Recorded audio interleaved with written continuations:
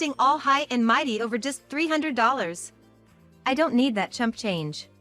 Chuckling, my son and his wife looked down on me, hurling harsh words. I've been supporting them for a decade since they said they were struggling financially. Despite seeing the two of them never settling into steady jobs, I bit my tongue and tried to find a way to help. Look at the thanks I get. Why did I even think of helping these people? I believed that someday they'd appreciate my feelings and soften their attitude. But that day never came. Isn't that a clear answer? I can't help but be angry at them, who laugh and are like, "It's not enough." Or, "It's just pennies." After taking away 10 years of my time and the money I saved up.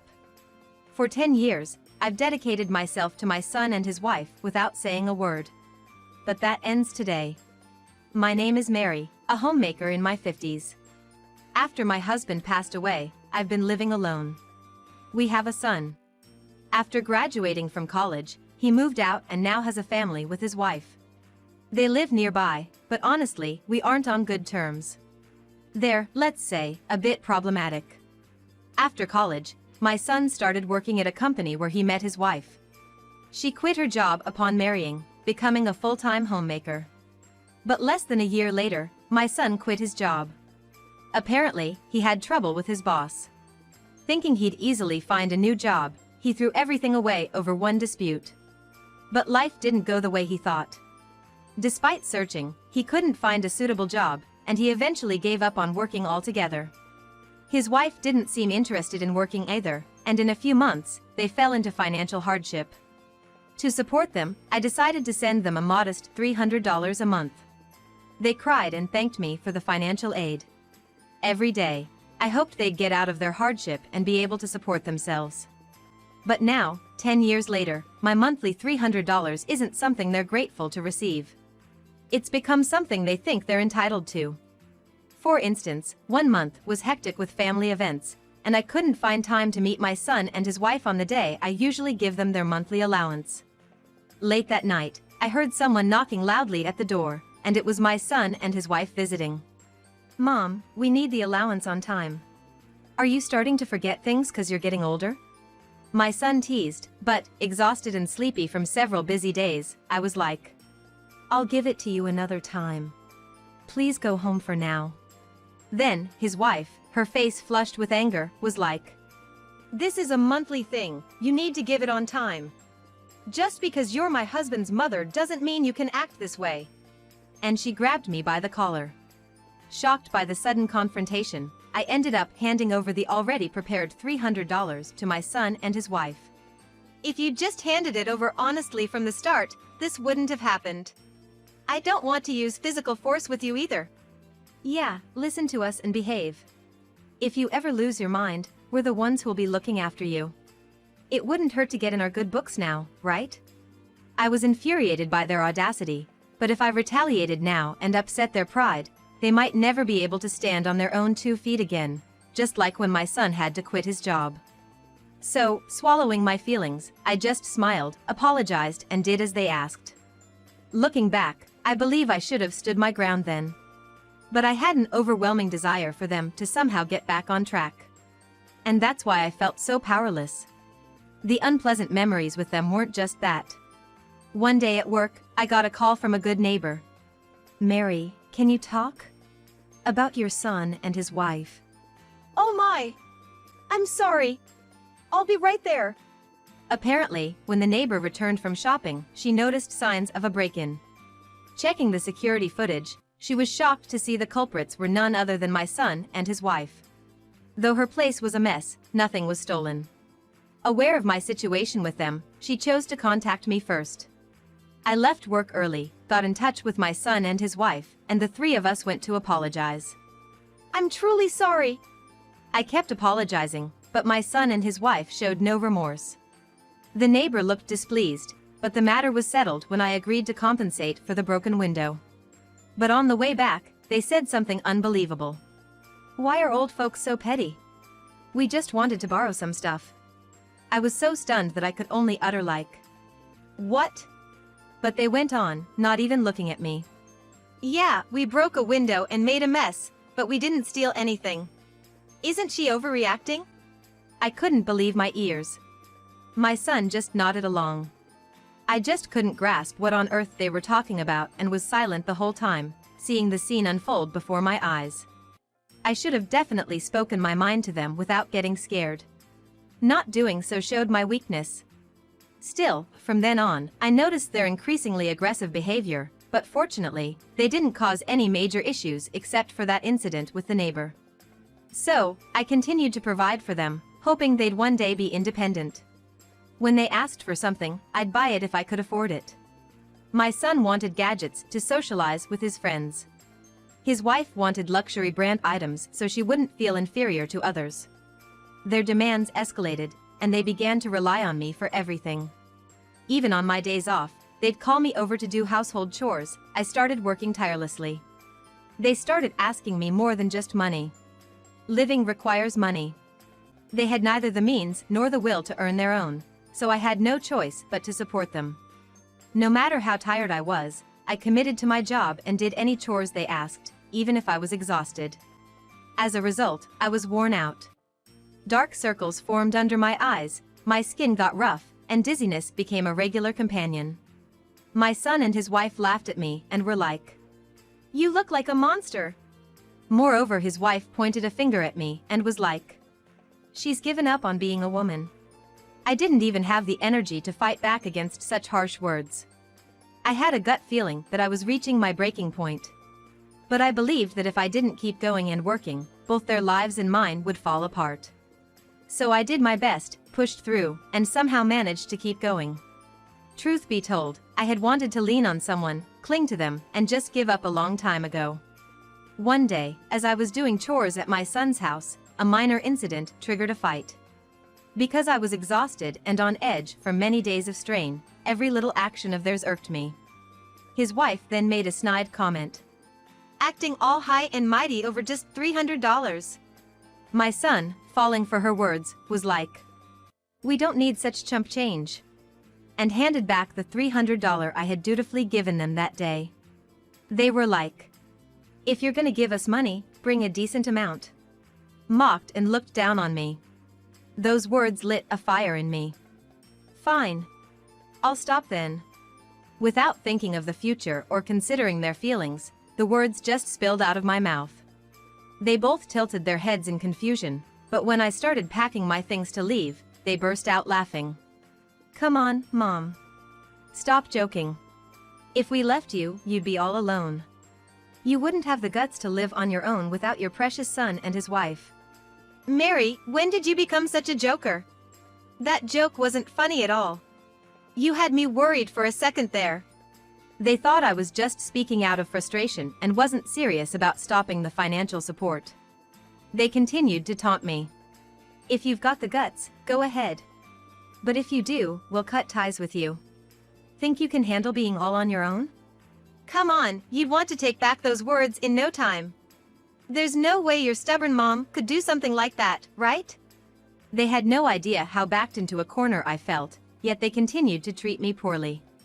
I wondered what was in it for me to keep supporting them, buying them what they wanted, and doing their housework. Wasn't I just being used and taken advantage of? Feels like I'm just getting the short end of the stick. Taking advantage of my feelings, treating me like a lackey, and this attitude even when I'm at my wit's end. They might be family in name, but with the way they were acting, I couldn't see them as such. "I'm serious. Remember, you asked for this," I said, yet they just chuckled, taking it as a joke. "Go ahead and try. But you'll regret it soon. I can already see it."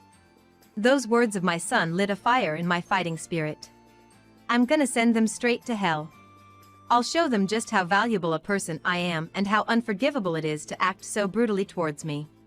As I packed up to head home, all I could think about was how I was gonna drag them down. For starters, I cut off all the support I had been giving to my son and his wife, just as I had promised. No more money transfers, no financial aid, and no more helping around the house. Nothing. From my perspective, after having lived for the sake of my son and his wife, taking this action without considering their needs was something I had never done before. Now I could take a break without worrying about them. I could spend my money for myself and do the chores just to my satisfaction. I realized firsthand how wonderful it feels to live this way.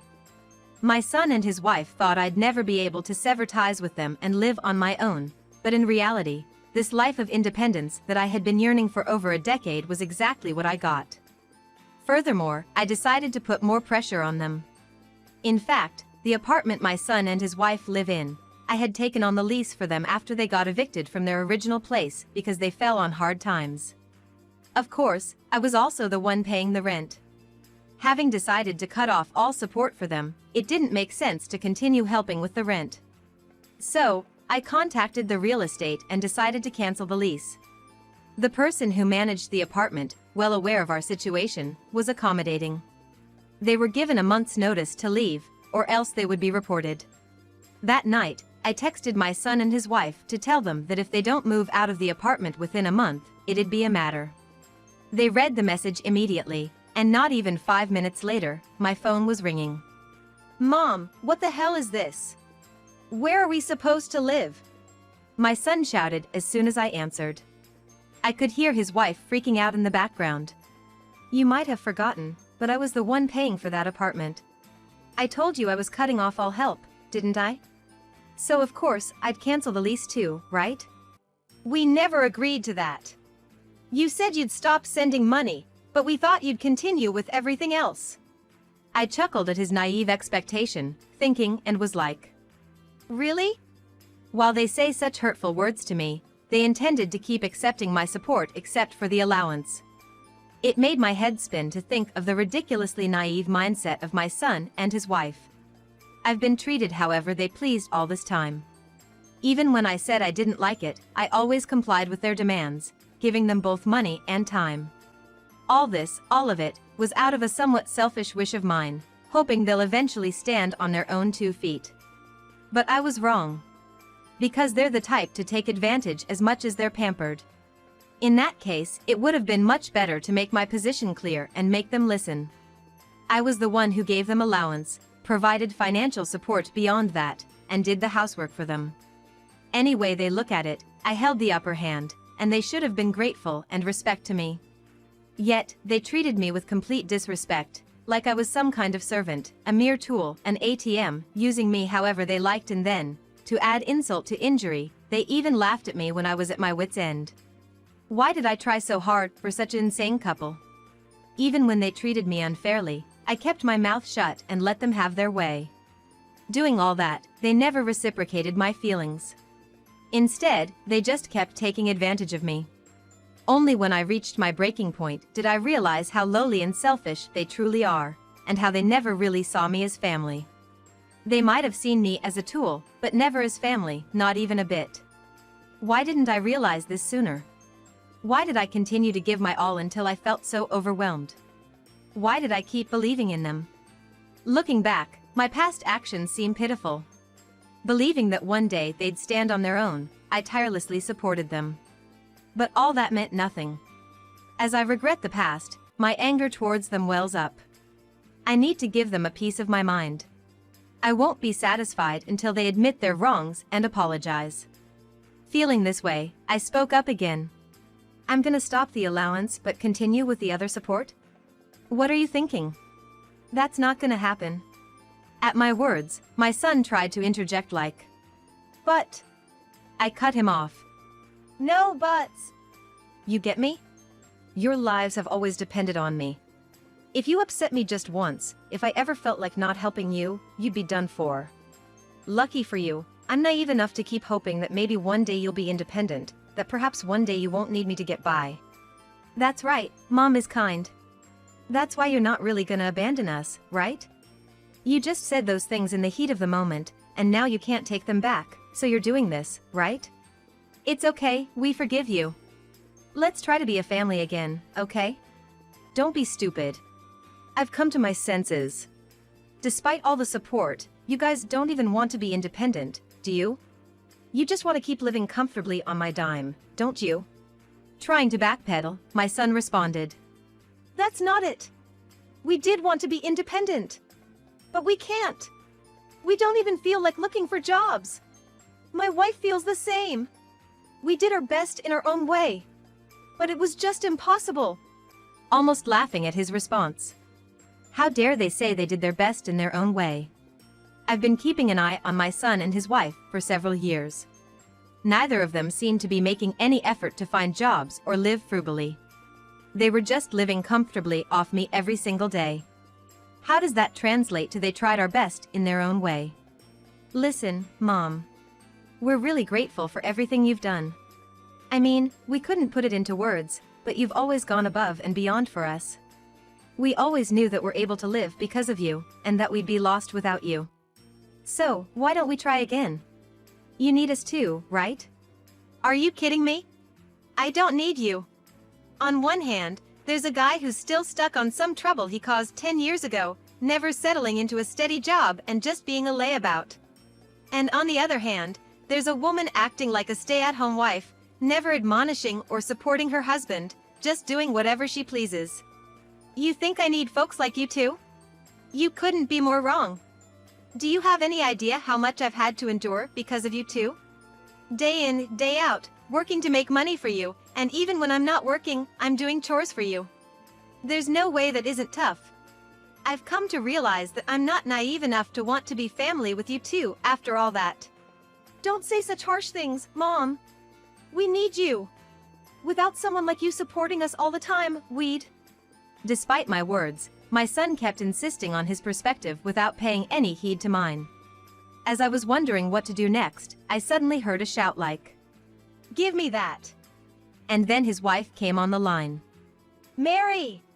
To be honest, I've been frustrated with my husband's selfish behavior too. Most men go out, work, and support their family, but he just wanders around, not working for my sake. Every day I regret marrying him. I feel just as wronged as you do. I'm a victim too. Please, help me, even if it's just me. I can't do this without you." Then, out of nowhere, his wife tried to abandon him to save herself. Stunned by her audacity, she continued, "I'll do anything you need me to, whether it's housekeeping or anything else. Use me however you want. Please, Mary, don't abandon me." After those words, I could hear the couple arguing again over the phone and struggling to take control of the call.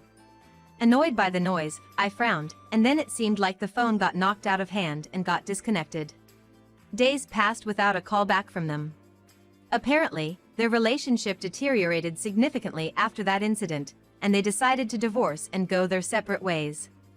They blamed each other and even started fighting over money. The dispute went on until they finally got divorced. After the divorce, both tried to contact me, but by that time, I had already blocked both of their numbers, so I never heard from them. My son started working day and night at a factory job, barely making ends meet. On the other hand, his ex-wife tearfully ran back to her parents' house and confessed everything. They reprimanded her severely. She came to apologize, escorted by her parents, but she cried so much that I couldn't understand what she was saying. Since then, I've been living for myself. For 10 long years, I had been bound by their presence and never had a moment to cherish my own time. Living a life centered around myself felt incredibly refreshing and irresistible. Although I ended up alone without them, I found comfort in that. I have no idea what the future holds. There might be a time when I won't be able to live just for myself. But for now, I think I'm just gonna live for me.